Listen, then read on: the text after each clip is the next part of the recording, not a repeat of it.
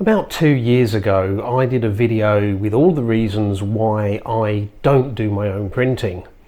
Most of those reasons are still valid today, but some things have changed, and I've finally decided it's time to explore that final step in the photographic process.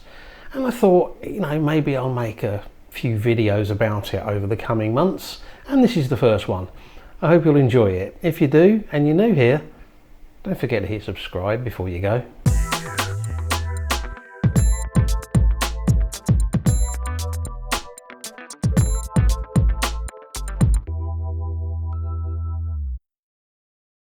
The main thing that's changed about my thoughts on printing is the way I think about, or the way I view, print size.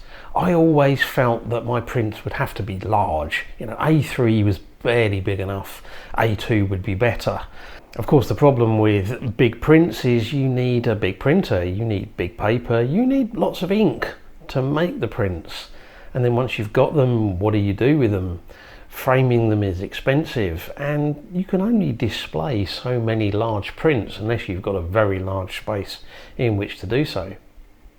More recently, I've become intrigued by the idea of small prints. I mean, A4 size, but also even smaller, maybe 4 or 5 inch prints, 100 to 125 mil prints.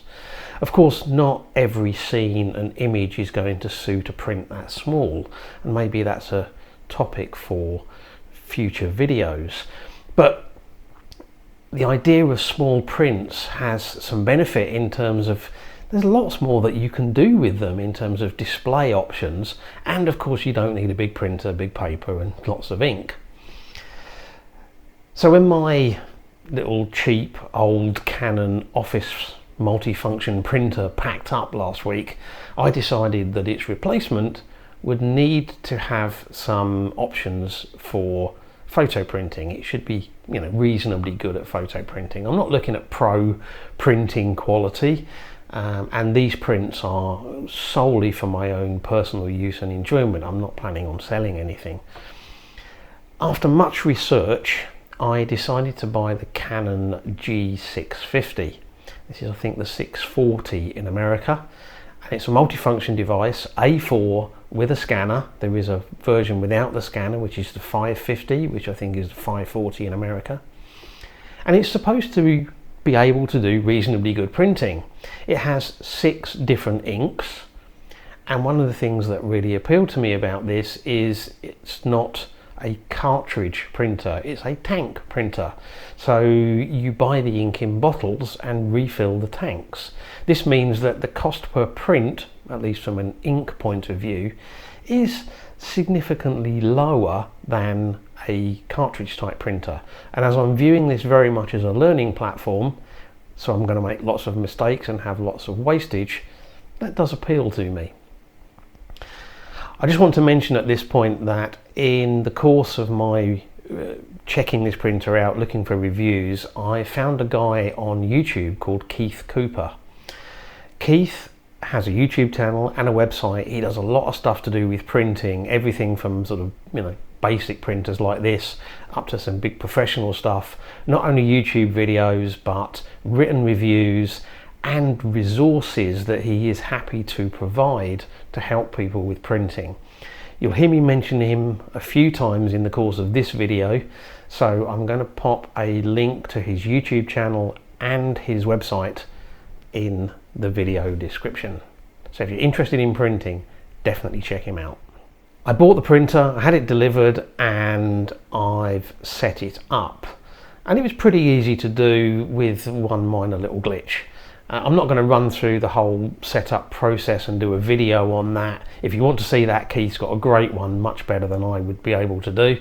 But basically you install the print heads, fill the ink tanks, run an alignment test, connect it to the computer, download some software, and away you go. Took about, well, it should have taken about 10 or 15 minutes.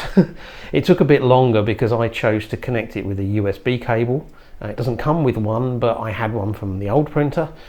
And then I discovered that it wasn't working quite right. So I dispensed with the USB cable, uninstalled it and reinstalled it, connecting to the Wi-Fi, and it worked perfectly. So whether it was a problem with the USB cable or whatever, I don't know. There is a downside to the printer if you're a Mac user, and that is it only uses the AirPrint driver. It's the only one that Canon support on it, and that means there's no color management capability in there.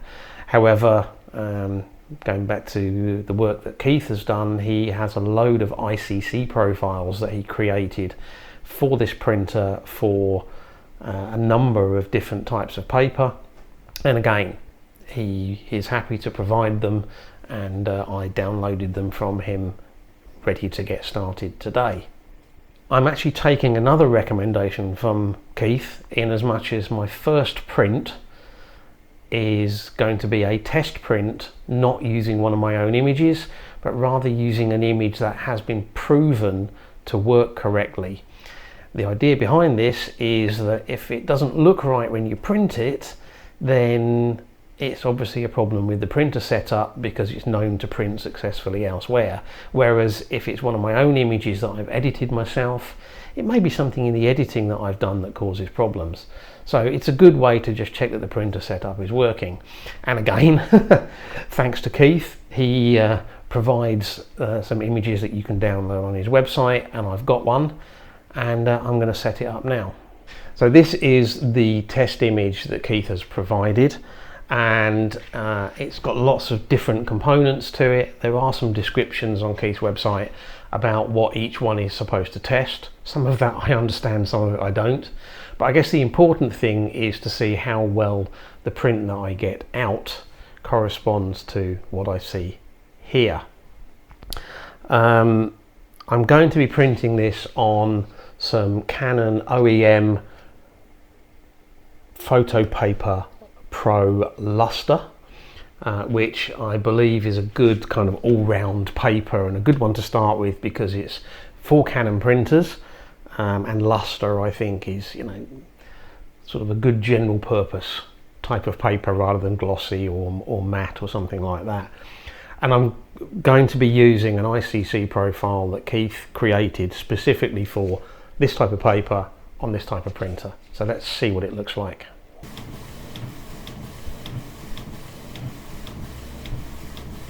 Okay, here then is my test print using Keith's image and using the ICC profile that he's provided.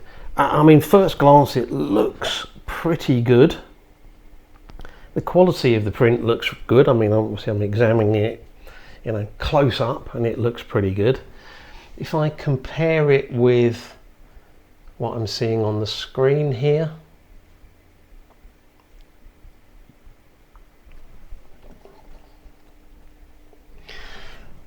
it's possible that what I'm seeing on the print is slightly darker, not by much, but slightly darker than what I'm seeing on screen. This maybe reinforces a suspicion that I've had for a while. Whenever I calibrate this monitor, the recommended brightness always looks way too bright to me, so I always dial it right back. And I think I've been right to do that, because if the screen looks brighter than this print, it would seem to indicate that the screen is still a bit too bright. But nevertheless, I am going to have a go now at printing one of my own images. They're out of the way. Using the same paper and the same profile, and see what it looks like.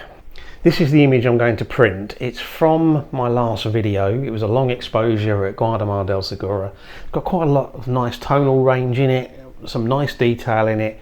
Should give me a good indication of how well this print is working. So let's kick it off and see what it looks like when it comes out of the printer.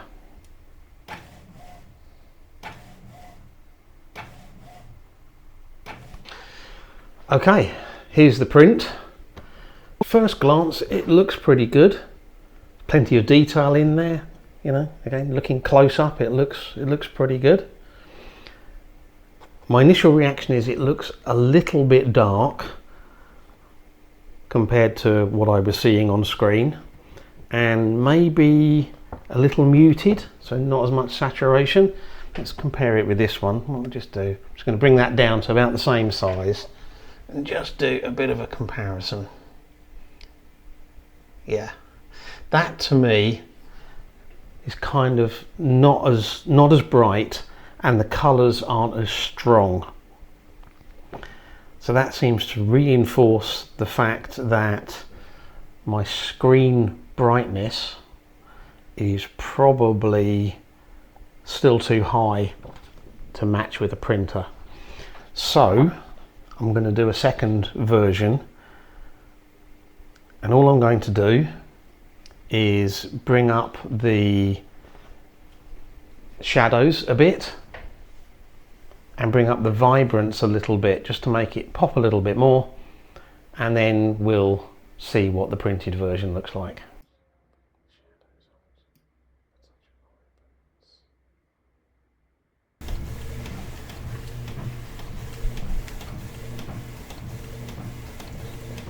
Okay, here's the new printed version, and it definitely looks brighter.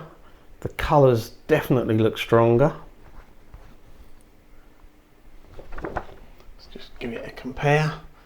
Again, you're not going to be able to really see this, but I can see it looks much closer in terms of both the colours and the brightness of the image. If I'm honest, if I was going to put this in a frame behind glass, I'd probably want to make it a little bit brighter still. But viewed from a little bit of a distance, which is probably, you know, more realistic than looking up close, that still looks pretty nice. I'd be happy with that. So there we go. My first go at printing my own work, and I'm pretty pleased with the results. Going forwards, I shall be playing around with different types of printing. I shall have a go at black and white, which I suspect might be a bit more of a challenge, because I know black and white can be difficult on dye ink based printers, and particularly maybe the more basic ones. But I'm hoping it will do well. And there's some other things I want to play around with as well. And I'm sure as I go about printing more of my work, I will kind of refine not only what I do, but also my expectations of what comes out of here. Anyway, I hope you've enjoyed this video. If you have and you're new here, don't forget to hit subscribe before you go. And thank you very much for watching. Until next week, bye.